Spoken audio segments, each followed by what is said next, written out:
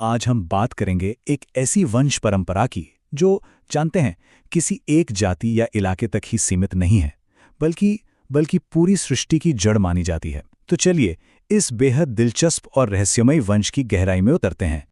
सोचिए जरा, क्या हो अगर हम ये कहें कि सिर्फ एक ही वंश, एक ही लीनिएज पूरी की पूरी सृष्टि की जड़ है। मतलब एक ऐसा वंश जिससे देवता भी जन्मे, दानव भी और प्रकृति का लगभग हर जीव। ये सवाल सुनने में जितना बड़ा लगता है ना, यकीन मानिए इसका जवाब उससे कहीं ज्यादा दिलचस्प है। और वो जवाब है कश्यप गोत्र। जी हाँ, इसे सर्वगोत्र भी कहते हैं, यानी कि यह यूनिवर्सल लीनिएज। और सबसे कमाल की बात पता है क्या है? जब किसी को अपना गोत्र नहीं पता होता ना, तो वो खुद को कश्यप गोत्र का बता सकते हैं। ऐसा इसलिए क्योंकि माना यह जाता है कि हम सब कहीं ना कहीं उन्हीं की संतानें हैं। तो चलिए अब इस पहले हिस्से में ये जानते हैं कि आखिर कौन थे महर्षि कश्यप और उन्हें सृष्टि का जनक, द प्रोजेनिटर ऑफ क्रिएशन, आखिर क्यों माना जाता है। देखिए, पौराणिक ग्रंथों को अगर हम देखें तो महर्षि कश्यप का स्थान बहुत ऊंचा है। वो सृष्टि के रचयिता भगवान ब्रह्मा के पोते थे और महान ऋषि मरीचि के पुत्र थे। तो जाहिर है इस वंश के कारण देवों और ऋषियों में उनका स्थान बहुत ही विशेष हो गया। इसी वजह से उन्हें सृष्टि का पिता या द फादर ऑफ क्रिएशन भी कहा जाता है। और ये सिर्फ एक टाइटल या उपाधि नहीं है, ये प्रतीक है उनके उस विशाल वंश वृक्ष का, जिसकी शाखाओं ने सच पूछे तो इस धरती को तरह तरह की प्रजातियों से भर दिया। अब यहां से कहानी और भी ज्यादा दिलचस्प हो जाती है। उनकी अलग अलग पत्नियों से अलग अलग तरह की प्रजातियां जन्मी। जैसे अदिति से देवता पैदा हुए, तो दिति से दैत्य, कद्रू से नागों का जन्म हुआ। अब जरा सोचिए, इसका मतलब क्या है? मतलब ये कि अच्छाई और बुराई दोनों का स्रोत एक ही है। ये बात हमें अस्तित्व की प्रकृति के बारे में सोचने पर मजबूर करती है। और यही वो वजह है कि ये बात आज भी इतनी रेलेवेंट है। इसी यूनिवर्सल कनेक्शन के कारण जब किसी को अपना गोत्र नहीं पता होता, तो उन्हें कश्यप गोत्र अपनाने की सलाह दी जाती है। ये एक बहुत ही खूबसूरत रिमाइंडर है ना, कि हम सब आखिरकार एक ही जड़ से जुड़े हुए हैं। महर्षि कश्यप की ये जो विरासत है वो सिर्फ पुरानी कथाओं तक ही सीमित नहीं है। नहीं, ये तो भारत के भूगोल में, इन इट्स ज्योग्राफी, भी बहुत गहराई तक बसी हुई है। खास तौर पर एक ऐसे इलाके में जिसका नाम ही उनके नाम पर पड़ा। कभी सोचा है कि कश्मीर का नाम कहां से आया होगा? दरअसल ये नाम कश्यप मेरु से निकला है, जिसका मतलब है ऋषि कश्यप की भूमि।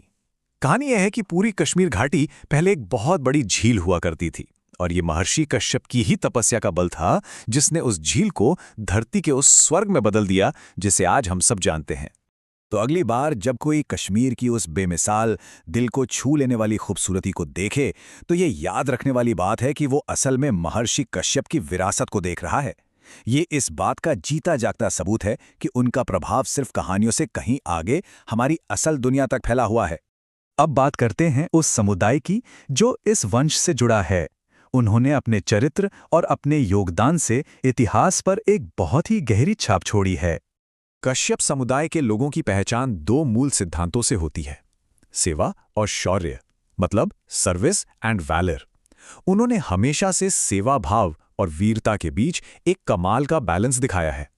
चाहे वो प्राचीन योद्धा हो जिन्होंने इस जमीन की रक्षा की, या फिर वो मेहनती किसान और कारीगर हों जिन्होंने देश की नींव को मजबूत किया, कश्यप समुदाय ने हमेशा हमेशा भारत के इतिहास में एक बहुत जरूरी भूमिका निभाई है।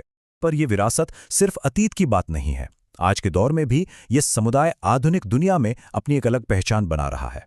ऐसा लगता है मानो महर्षि कश्यप का वो ज्ञान डीएनए, वो नॉलेज डीएनए पीढ़ियों से आगे बढ़ता आ रहा है, और आज यही डीएनए उनके वंशजों को अलग अलग फील्ड्स में कुछ बड़ा करने के लिए इंस्पायर कर रहा है।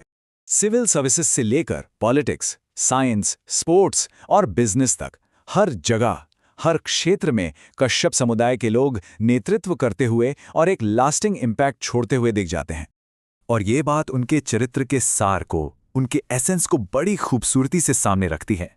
स्वभाव से तो शांत, पर जब बात आत्मसम्मान पर आती है तो फिर वो हिमालय की तरह खड़े हो जाते हैं, अटूट और अडिग। तो इस पूरी चर्चा के बाद आखिर हम किस निष्कर्ष पर पहुंचते हैं? क्या है इसका सार?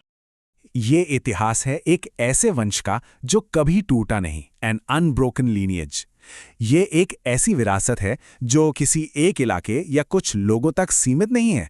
नहीं, ये तो सीधे सृष्टि के ताने बाने से, a part of the very fabric of creation, जुड़ी हुई है।